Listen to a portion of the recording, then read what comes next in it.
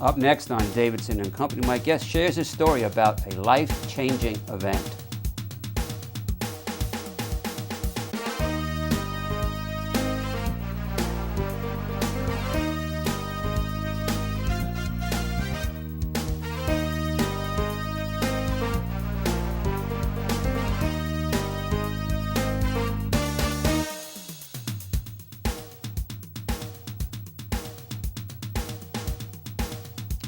Welcome to another edition of Davidson and Company. My guest, Benjamin Carey, is the author of Barefoot in November, described as about dying and living, not living and dying.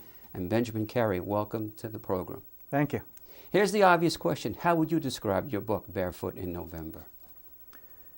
I think it's a story about an unexpected event in someone's life, and everybody deals with things differently. It's a story about having to deal with a life-threatening event and basically fight to overcome it and find some normalcy again. Talk about normalcy. What was your life like before the event? And before you answer that question, what changed your life? What was the medical crisis that you had to go through? I was diagnosed with an aortic aneurysm, condition similar, same thing basically that John Ritter was diagnosed with. It's basically a bubble in your aorta.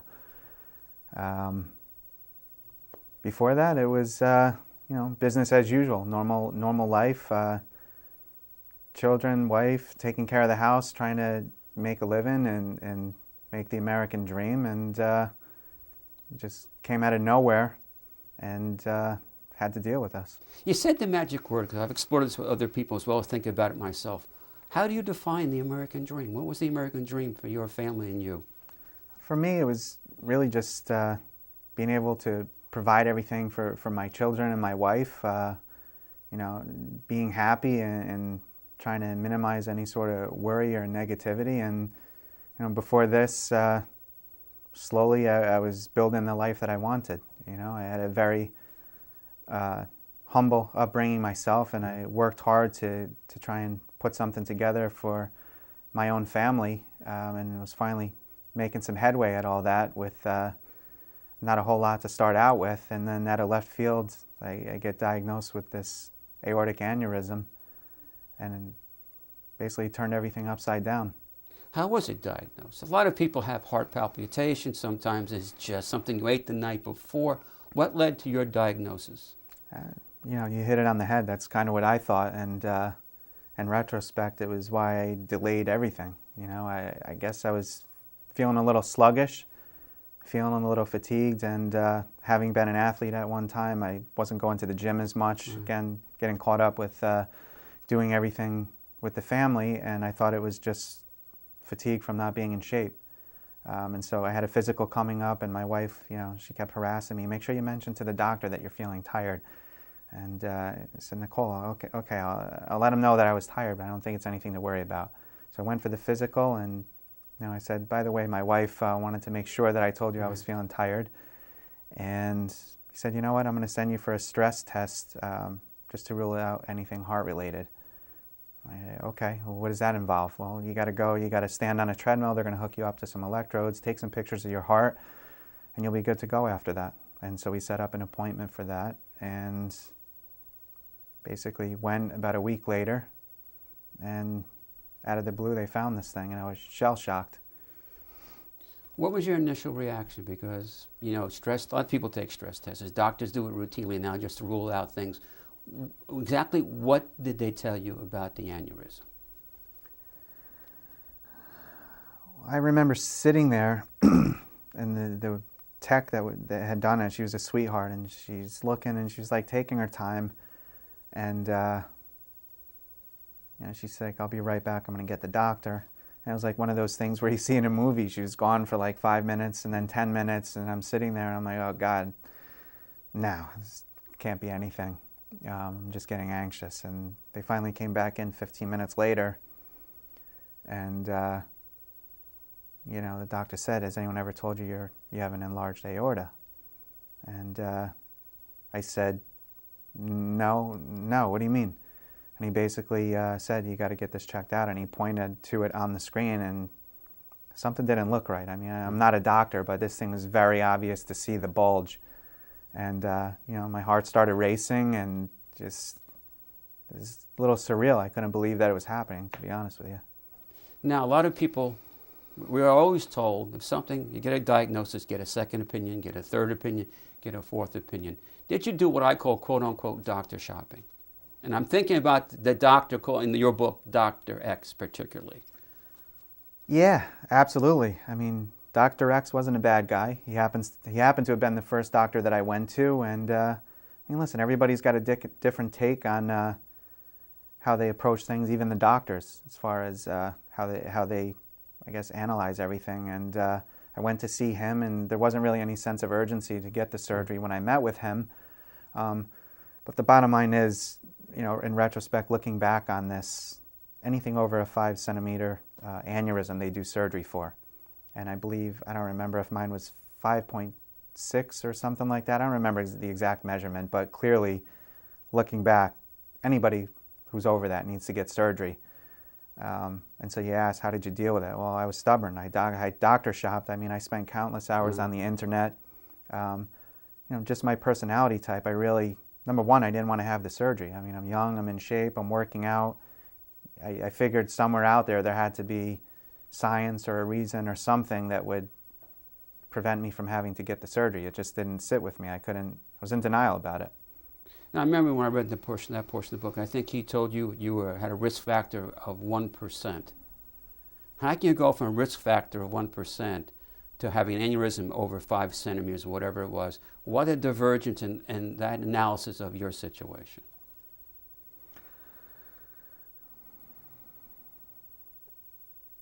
I don't know, to be honest with you. I did the research, tried to find and make sense of it. Slowly, as I spoke to more people and met with more doctors, it started dawning on me how serious it was.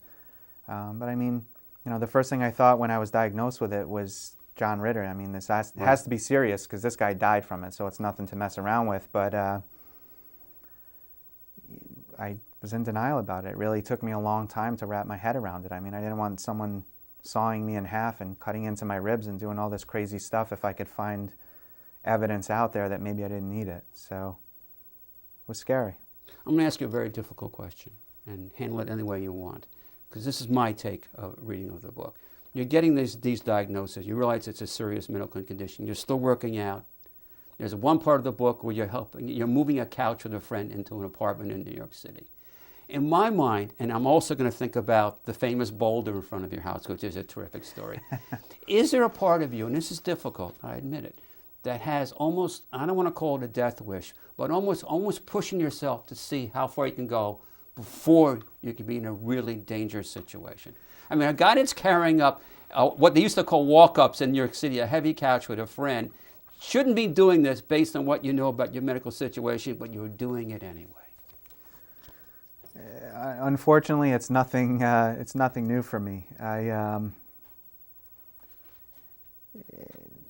guess to get off on kind of a tangent, I got sober November 16th, 1990. I was an alcoholic, a blatant alcoholic at a very young age, and I kind of had the same response in dealing with that. And listen, I was blessed to get help and get past the denial and move on and build a life and start to put everything together. For me, it was the same thing with this. It was kind of like, here it is, and I was stubborn. It really took me a while, more time than I should have taken, and more than most people would take to deal with this.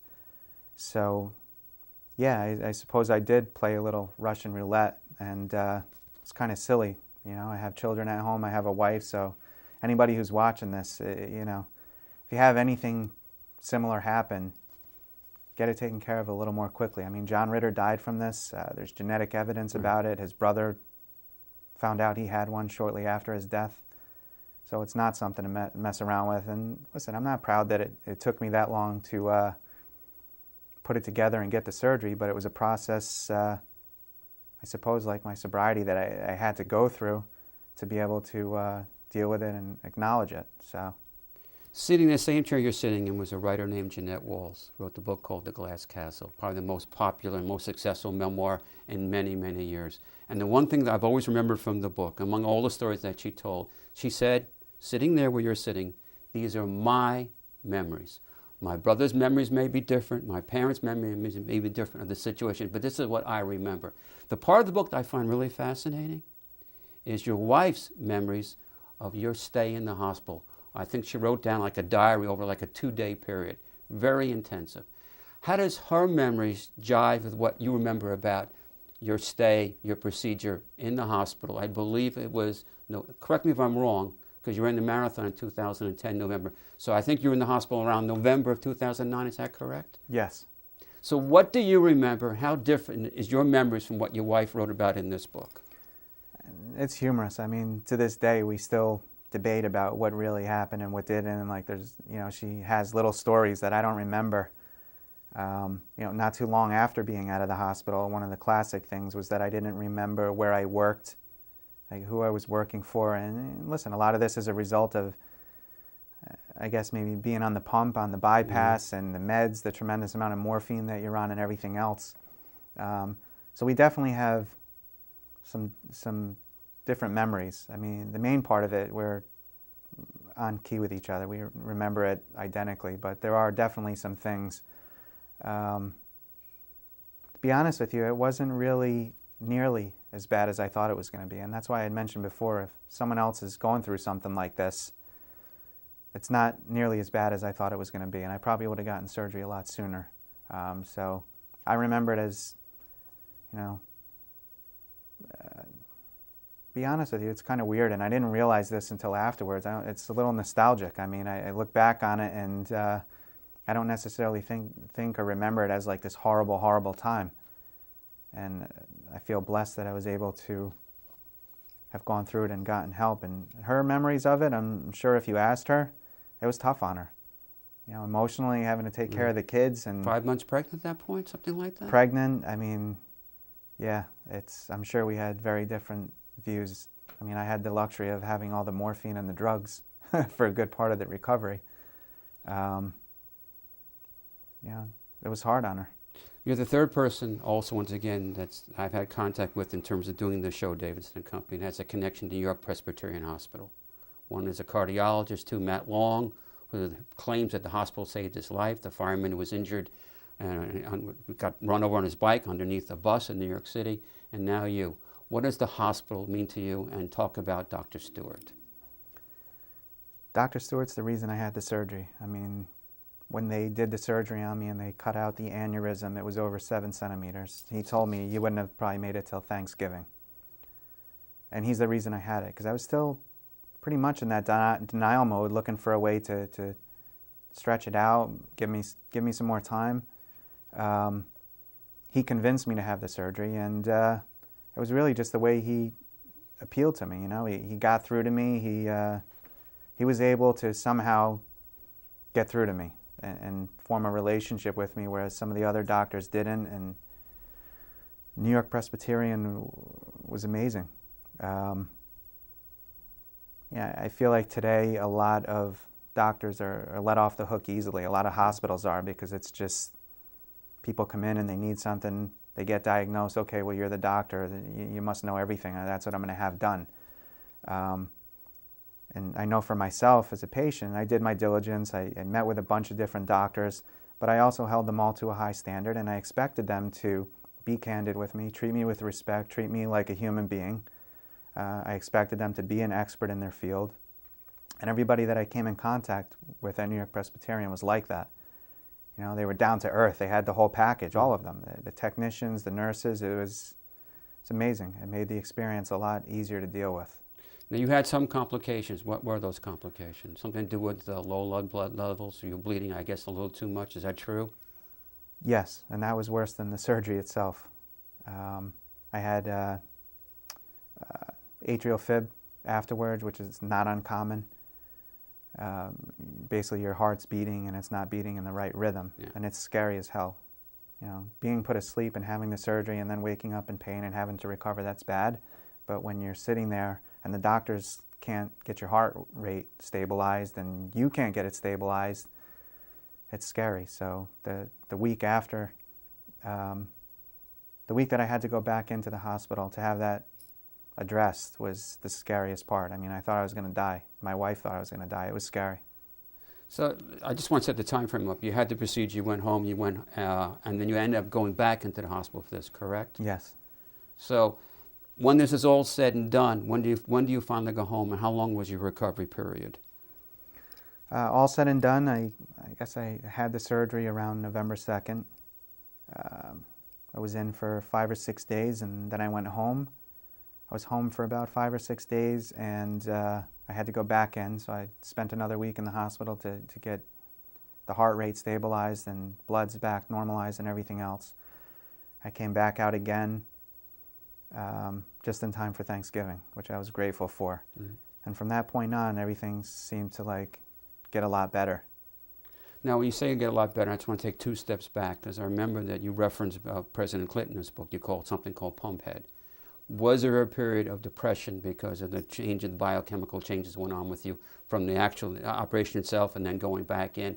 A lot of people come out, I don't know if it's about their own self-image or it's biochemistry going on, but was there a period of depression for you? I didn't have the depression. I definitely had a very clouded head. Again, my wife tells me stories of things that I don't remember and certain things that I did. I never really got depressed. I think it's really just part of how I deal with things in general from a young age. I really learned to fight and be tough and try not to let much bother you unless, especially if it's something you don't have control over. So I didn't get depressed.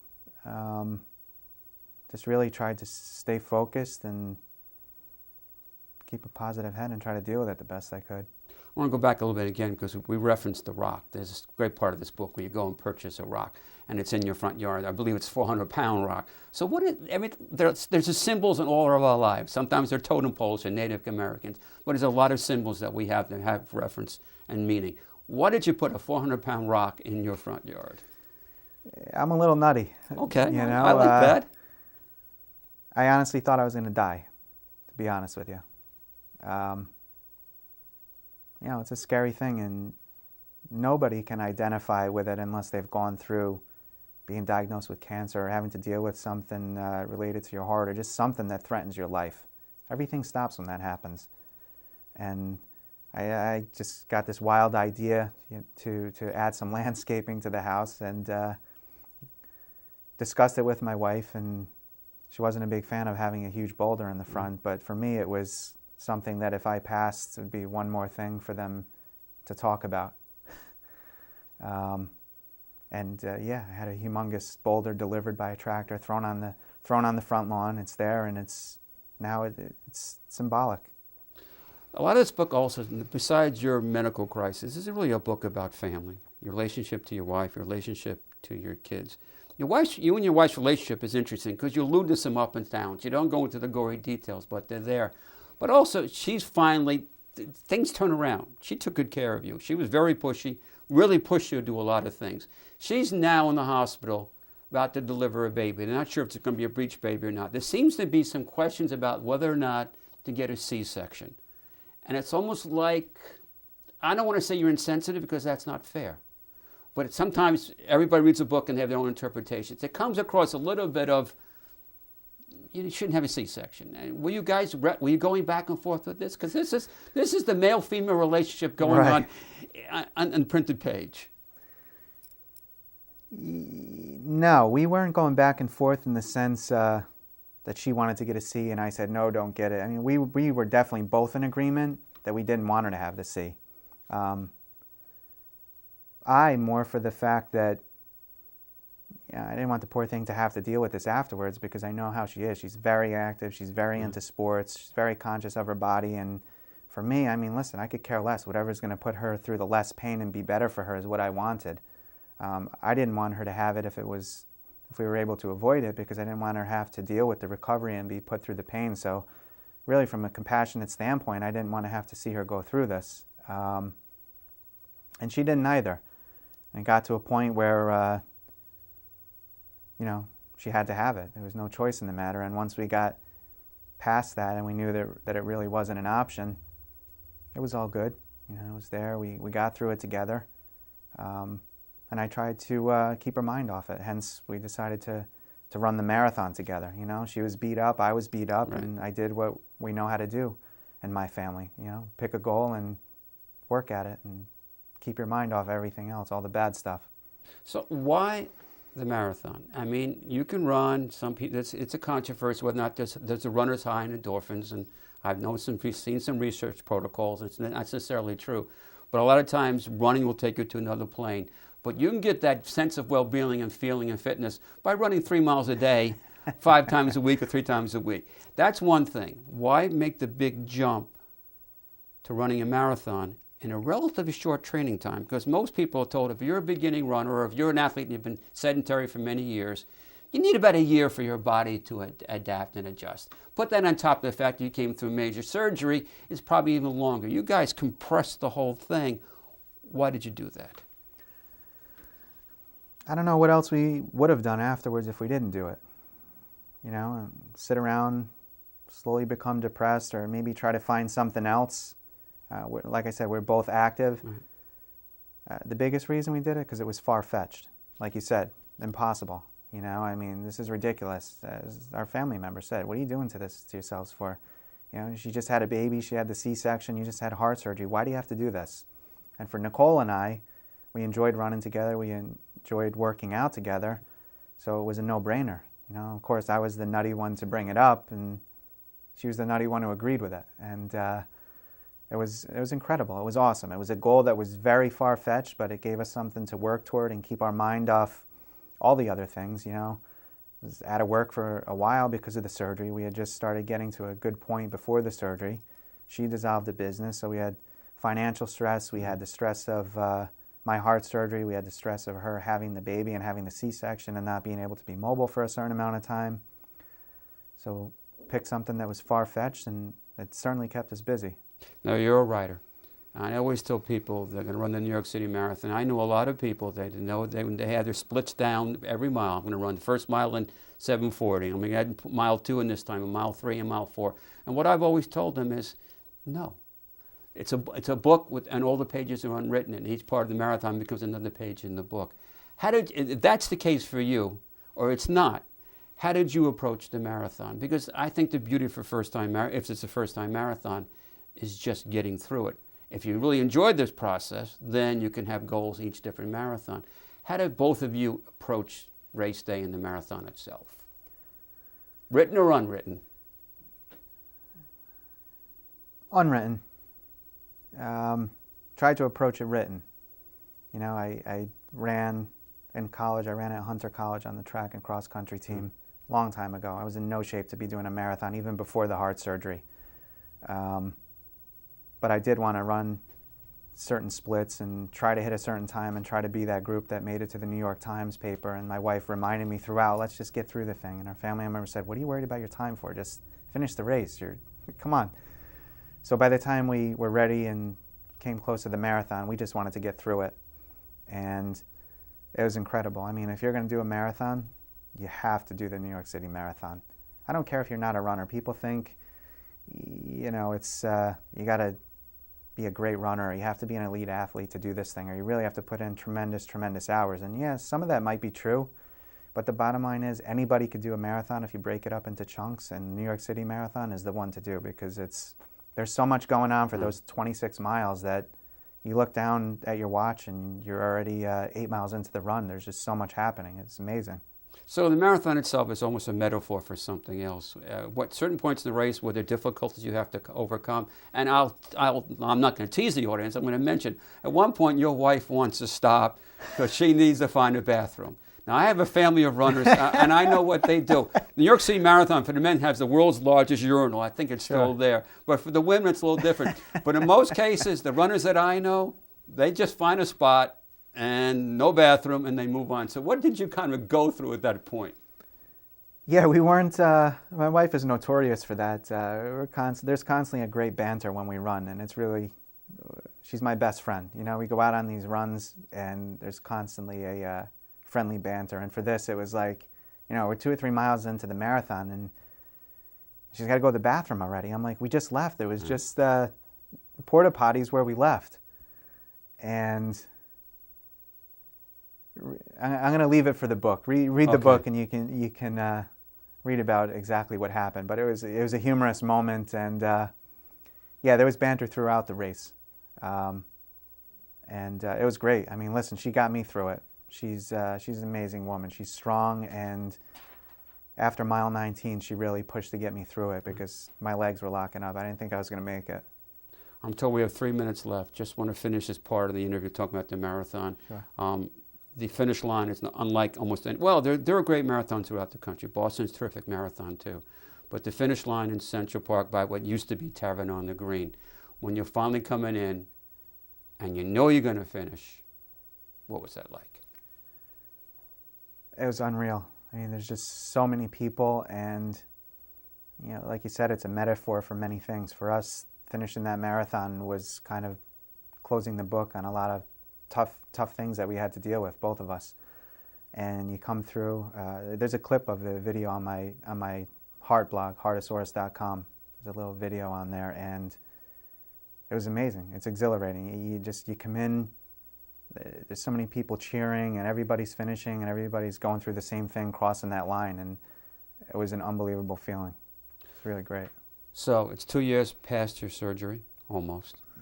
What is life like for you now, and has your view of life? One of your kids is sitting in the control room watching right now, precocious. So I think she's about to take over directing at any minute. So what is life like for you now? You've gone through a lot, and there's another part of the book which you don't write about, and that's your life as a kid growing up, because you did talk about at the age of 18, you were in your second rehab for drug and alcohol abuse. So there was a lot going on. I wish I knew more about. Maybe that's another book for you. Life right now for your family, Benjamin, what is it like? I'm working on that book, finishing up that book. It'll be out next year. Life is great. I mean, I love my family. I love my children, my wife.